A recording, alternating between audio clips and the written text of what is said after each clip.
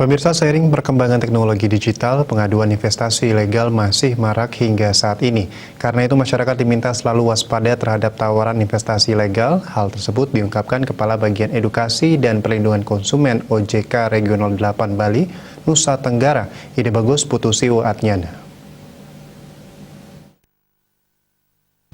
Dalam menangani hal tersebut, Siwa Adnyana mengatakan pihaknya selalu berkoordinasi dengan Satgas Waspada Investasi. Laporan dari masyarakat dikoordinasikan untuk mencari solusi dan segera ditindaklanjuti. Minimal pihaknya berusaha melakukan pencegahan. Pencegahan tersebut dapat dilakukan dengan lebih sering melakukan sosialisasi dan edukasi kepada masyarakat, khususnya terkait literasi keuangan guna memberikan pemahaman kepada masyarakat dalam mengenal investasi ilegal, sehingga masyarakat bisa berinvestasi dengan aman. Pihaknya mengapresiasi pihak perbankan, lembaga keuangan, dan BPR yang telah secara rutin memberikan edukasi kepada masyarakat. Menurutnya, peran BPR merupakan salah satu agen terdepan. Selain melakukan usaha, juga memberikan edukasi kepada masyarakat.